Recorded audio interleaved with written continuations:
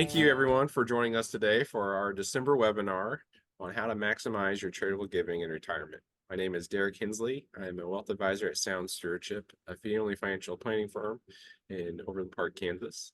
I have the pleasure of introducing my colleague, Matt Severson.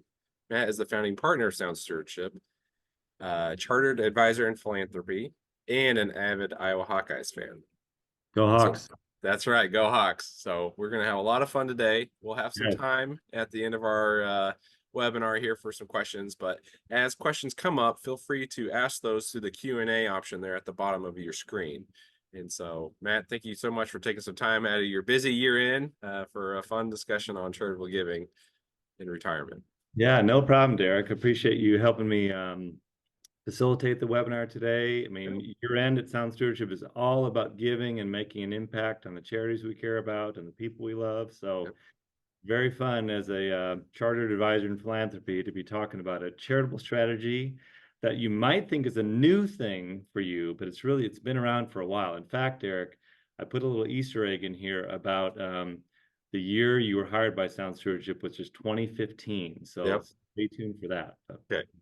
All right. So ready to go? Let's do this. Okay.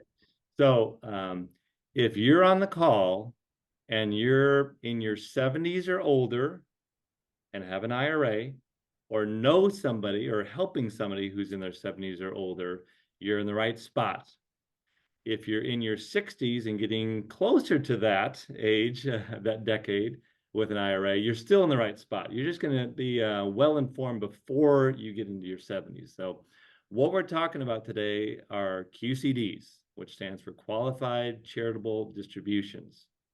So there's going to be a lot of acronyms today. There's going to be a lot of dates today. I'm going to try not to bore you too much and just get to the really fun stuff. But we're talking taxes and we're talking tax returns. We're talking the IRS. So I'm sorry, but there will be a little bit of technical stuff we got to go over to make sure you do this right and take advantage of it properly. Sound good?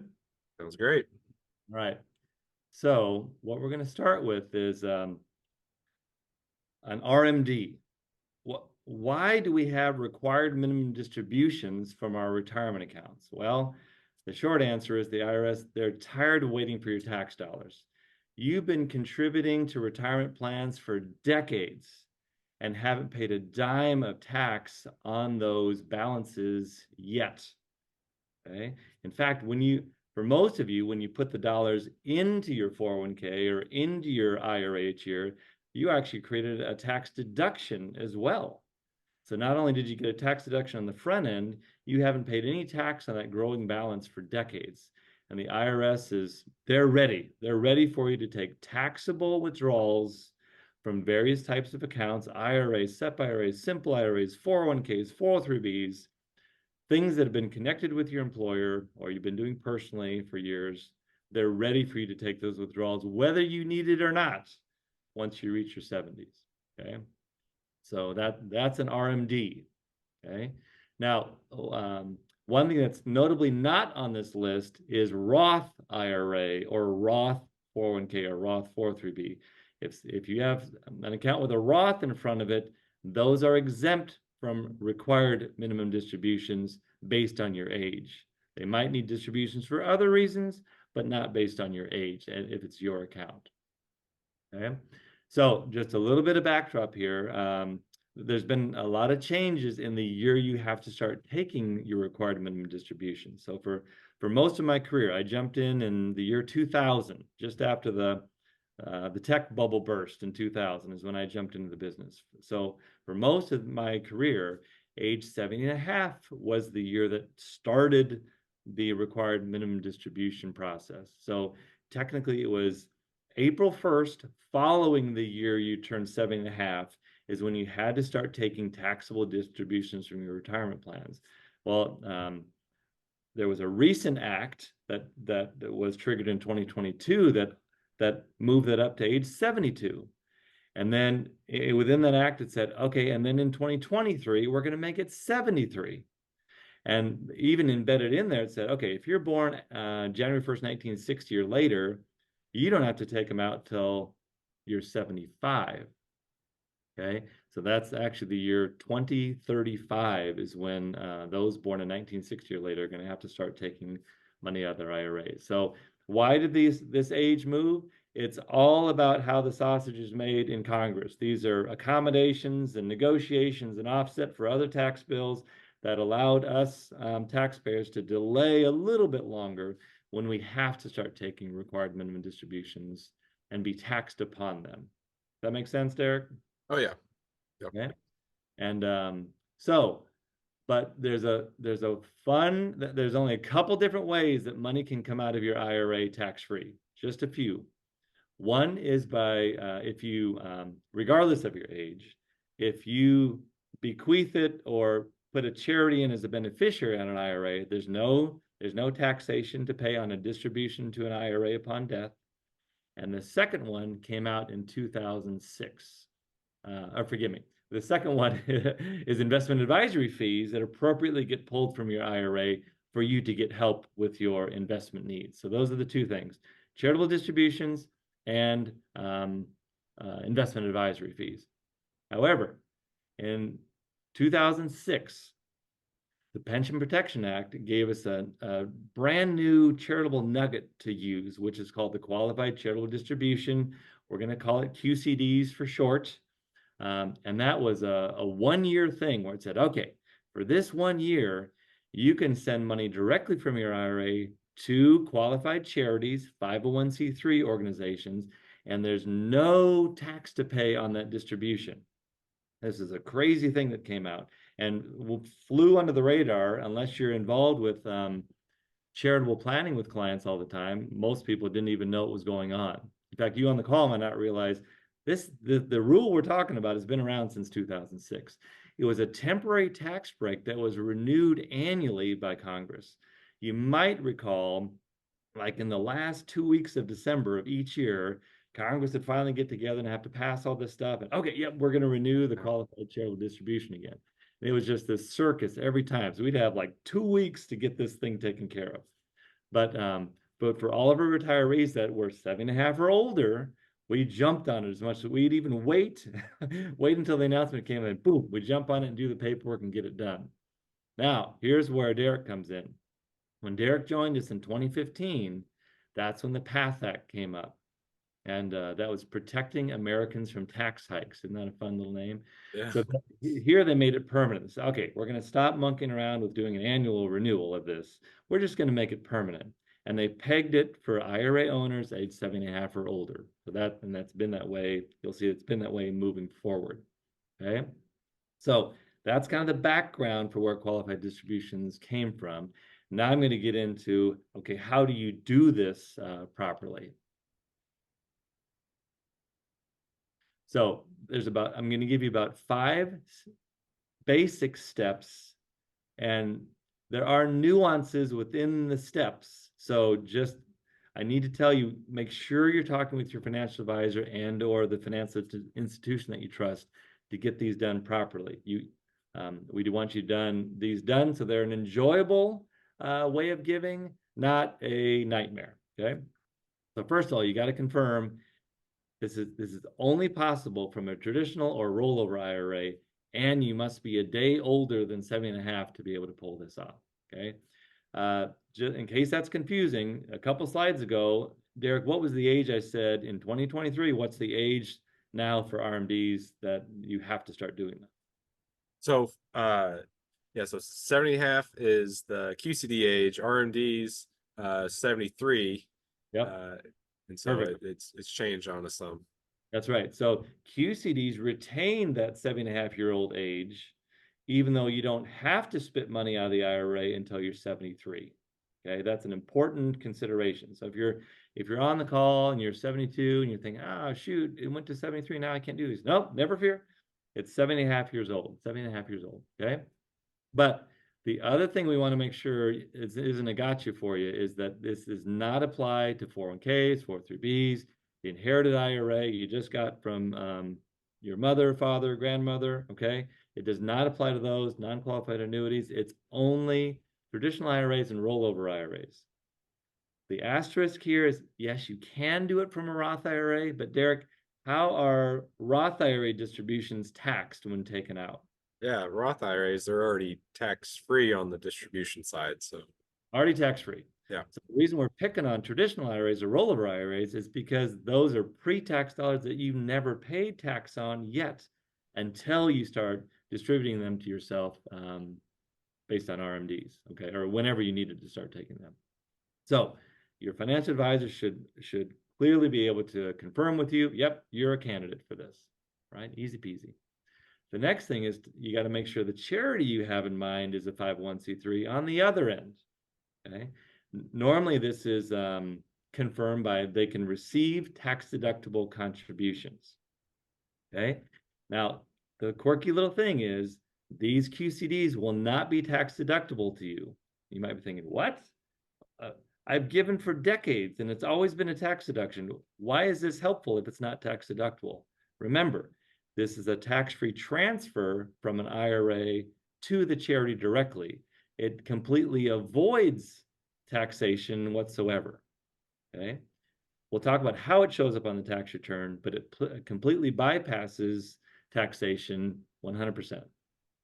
Okay.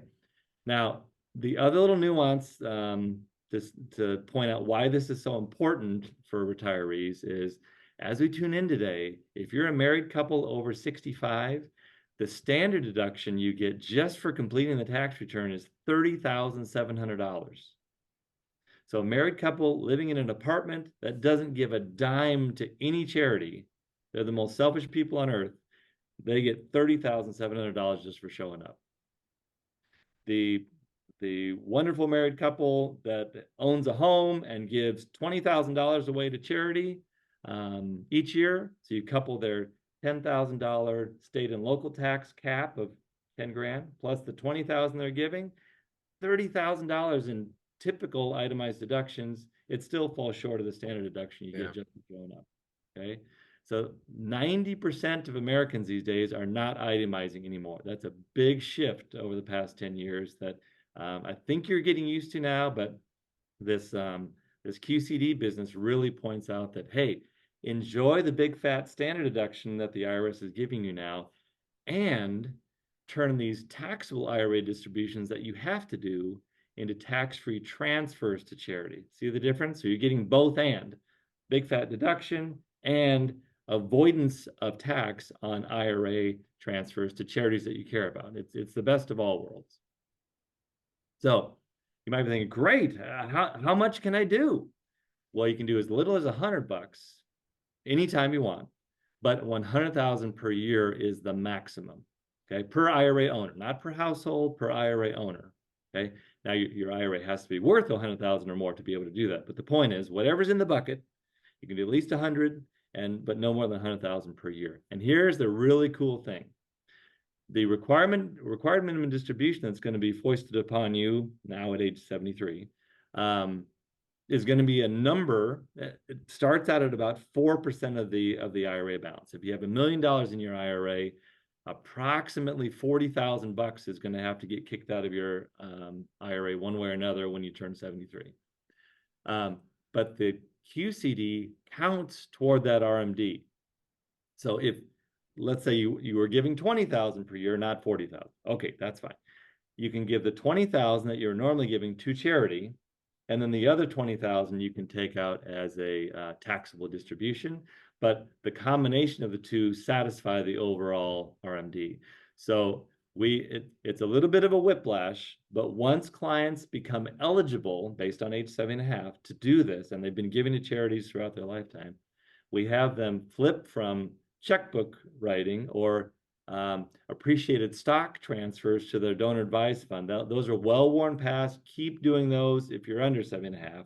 But if you have any sort of pre-tax IRA accounts, this is the way to give to charities moving forward. Now, there's paperwork involved to make this happen. And sometimes it has been literal paperwork, especially since we started this in 2006. You've had to fill out a separate piece of paper to make that direct distribution to the charity, and then your custodian will honor that transfer. okay? These days, you might be noticing, whoever you're working with, that it's turning more into online or e-signature documents that you have to complete. So what our clients do is just give us their laundry list of who they're trying to give to each year in whatever amounts they're trying to give to.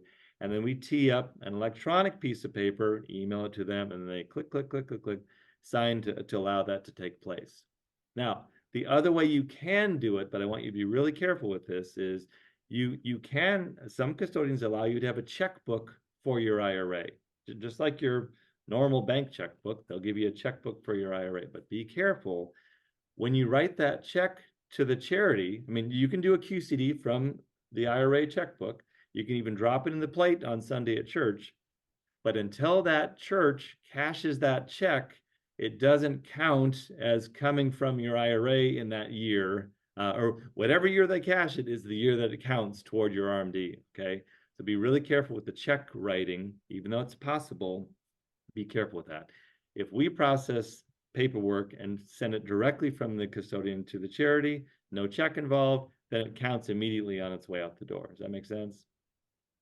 So the other, so you might be already feeling, that's a little more paperwork than I'm used to, but it'll be worth it, trust me. The other thing you got to make sure you do is to get an acknowledgement of the IRA transfer. You're not looking for a tax deduction letter like you used to. Tax deduction letters are great for if you need to itemize your deductions, but QCDs are not a deductible gift, right? So if you get audited, you need to make sure that the charity you gave the QCD to gives you an acknowledgement of that gift. If you sent $10,000 to First Baptist Church, you need to get an acknowledgement. Yep, we received the $10,000 from that donor's IRA. Okay, so just now, clients of Sound Stewardship, we keep track of what left the IRA, who it went to, on what date, and also then we also have the canceled checks to see when they cashed it. So we support the client to take care of all this over time. But there is a little bit of extra work. If the charity's not giving an acknowledgement, you're going to have to follow up and say, hey, XYZ charity, I need that piece of paper so I can hold up in an audit. All right. The fifth and final big picture instruction is this. As you file your tax each year, you're going to get a 1099-R from your whatever IRA you took a distribution from. Now, believe it or not, it's been this way since 2006. They're only going to give you the gross amount that left your IRA. Okay, so in our example before, I think I said, $1 million IRA, someone has to spit out $40,000. They did $20,000 of charity. They took $20,000 as a taxable distribution. The 1099-R is going to say $40,000 left the IRA for Joe. Okay, it is not going to say how much of that was QCD versus how much of it was taxable. On the surface, it's going to look like 100% of that is taxable. But that's why you, as the trustworthy donor, are going to have the receipts from the charities who you sent the QCDs to. So you'll have proof to say, hey, CPA, tax preparer, I did 20,000 worth of QCDs within this 1099-R that you're seeing for 40,000. Okay, it's super important that you identify how much of that is tax-free from your IRA and how much is taxable. One of the services we provide at Sound Stewardship is, to the extent they'll let us, is we review the tax return before it gets filed in the spring to be able to catch things like this. Because if the CPA, they don't know you very well, they don't know that you started these QCDs, they're going to say, oh, the 1099-R says $40,000. Well, I know where to put that number. No, hang on. They did 20,000 of QCDs. So just there's just a little bit of extra work during tax season, not for tax deductions, but for confirmation of how much tax avoidance you get to have on the 1099-R, right? So last little bit I'll share with you. We're going to talk about Generous George. Okay, so here, quick example. He's been giving to his church faithfully for decades in the amount of about $12,000 per year. He's used to writing a check or dropping in the plate or we got because he had appreciated stock over time, then we would send that to his donor advised fund and then make a grant to the charity that way too. So great, but he was generously giving away 12,000 per year. Once he turned 73, now he's got this RMD in the amount of 17.5, let's pretend. So we say, hey, George, instead of writing that check to church or doing the stock transfer, hang on to that in your checking account. Let it earn 5% in savings these days. Hang on to that appreciated stock. We'll do something else with it. He does the tax-free transfer of 12 grand directly to the charity from his IRA through this QCD method. Derek sent him a form, he e-signed it, boop, and away we go. It got taken care of. Then he still has 5,500 bucks he has to take out of the IRA based on the RMD. And that's the taxable portion he's got to do before December 31st. By the QCDs have to be done before December 31st too, but the whole shoot match has to be done before December 31st. But he's going to take a taxable distribution, and we're even going to withhold some tax on that distribution to satisfy what we're seeing for his current year, what kind of tax withholding needs to be done. Okay. But then when it comes to filing his taxes, the CPA will report, oh, he only had a $5,500 taxable distribution that actually shows up in the right column of his tax return. We're going to show $12,000 in a little bit different spot on the tax return. Oh, that's QCD. And these days, I can't believe they haven't made this change yet. But since 2006, your CPA has simply wrote, I don't know if the computer does it or they type in their QCD on the IRA distribution line. So they show the total amount, but then there's QCD, and then the 5,500 would show up as the taxable amount. Okay. Then down the road, he could always increase that to as high as 100,000 per year. But that's a quick example of how that works. There's nuances that we can play with in a few different areas, but that's the gist of how qualified charitable distributions work. And so what we've done so far is tried to convey this is the best strategy for giving you got in retirement, as long as you have an IRA, and you've got now a step-by-step guide for doing it. So I'm happy to take questions, and just so we can help everybody take advantage of this unique opportunity that's been around for a while, but it might be new to you, and let's get it figured out. How's that sound, Derek? Yeah, that sounds great. Yeah, so we'll look through some questions here. One question I have, and so I know QCD, it's a very powerful strategy to use, but say someone is over 70 and a half, but still working, so they're not RMD yet, Yeah. still working and a high income earner. Do QCDs make sense there? What are some pros and cons in that scenario? Yeah, so that's where it really comes down to because they're still working and having an income, having maybe what they've grown accustomed to as a nice high income, are they still itemizing? If they're not itemizing their tax, if they're not clearing that $30,700 amount, married couple, let's call it, then absolutely switch to the QCDs from the IRA. And that's going to feel weird because they've been pushing money in the IRA for decades. What? I'm not done. I'm not retired yet. Why should I take money out of the IRA? But it's because if they're not clearing 30,700, this is the way to do charitable donations and complete avoidance of taxation on the amount. Yeah. Yeah, and that's that kind of goes with the theme though. We always want charitable giving to lead the decision. Like you got to be fired up for the giving, and then okay, what strategies can we use around that there? Yeah. So we have 7 sound stewardship principles. The 7th one is to give generously. So we're super excited about helping people give generously in the most effective way possible for them. And if you haven't given regularly in a while, or you kind of lost interest in that, maybe the QCD will spark your interest again, and we can help you do that giving. If you've been giving your entire life, this just becomes a nice cherry on top, really powerful way to do the giving. Yeah. And so what are so we talked about acknowledgement letters. Like what are some things as like I send the QCD out, what do I do the next day as an account holder? Yeah. So depending on how much time you have on your hands, and how well you know the charity, give it about a week or two. And if you haven't seen an acknowledgement letter of some type, whether by email or snail mail, then follow up with them. Give them a chance to respond. They're getting more and more accustomed to IRA gifts. Yeah. But the common bugaboo since 2006 has been sometimes charities get a check from a Schwab IRA in the amount of $10,000, and it doesn't clearly say who it's from. So the Yeah. show's like, I'd love to acknowledge somebody. I'd love to thank somebody.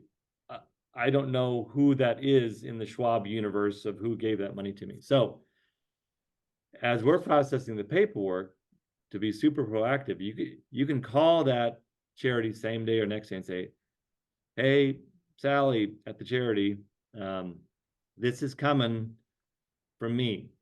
Okay, look for an IRA check from Matt Severson because it's coming, and then please provide me an acknowledgement letter." So there is more engagement to be had than swiping the credit card online to do a credit card transaction with the charity. Yeah. Yeah.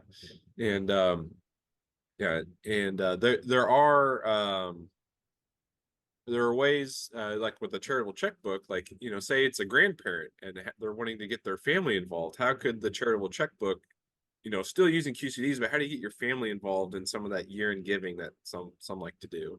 Yeah, no, that's a great question, Eric. So you still control the dollars.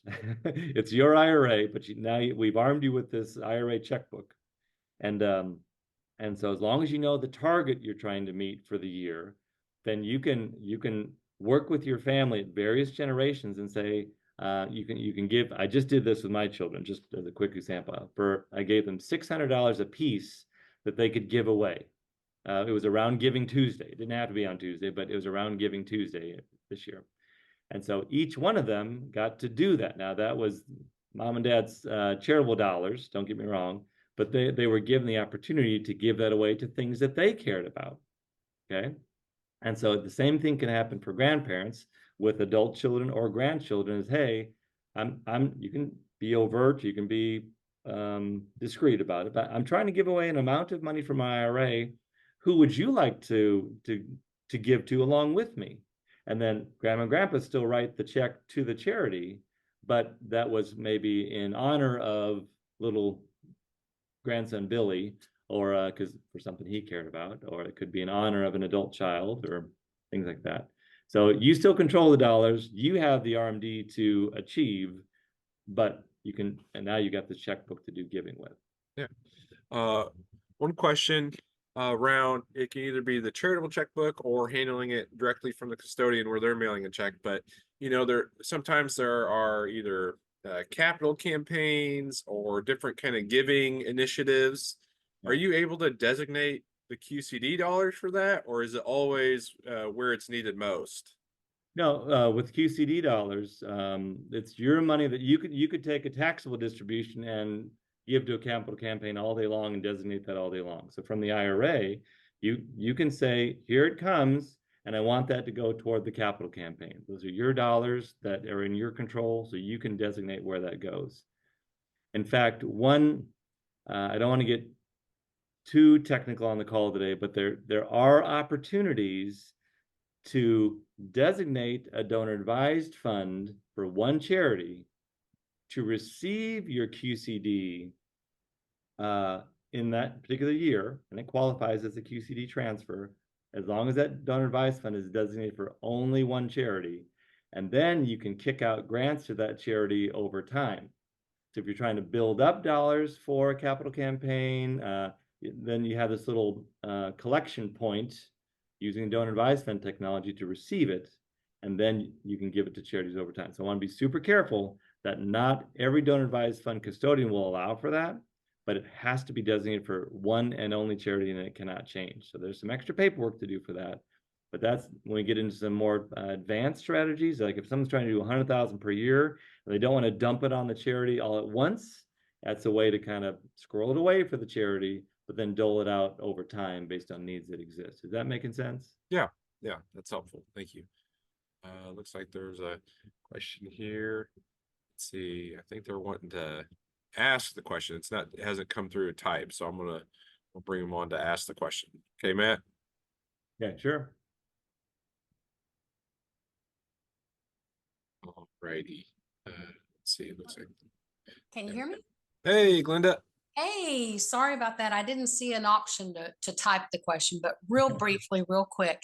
And you Yeah. may have just touched on this, but our question was, of course, with it being the holidays, our church is taking up any voluntary contribution you wish to make to go toward our ministers and our church secretary. Is that still a charitable contribution that we can use our checkbook to write for? Yeah, I want to be careful that it's you can write the check to the church, and if they choose to apply it toward their staff, they can do that. Okay. But you can't say, hey, give this to my pastor. Okay. And then that's a direct direct benefit at that point. Okay, so you just as long as you give the check to the church and use it as they will. If it falls within that campaign initiative, that's their choice.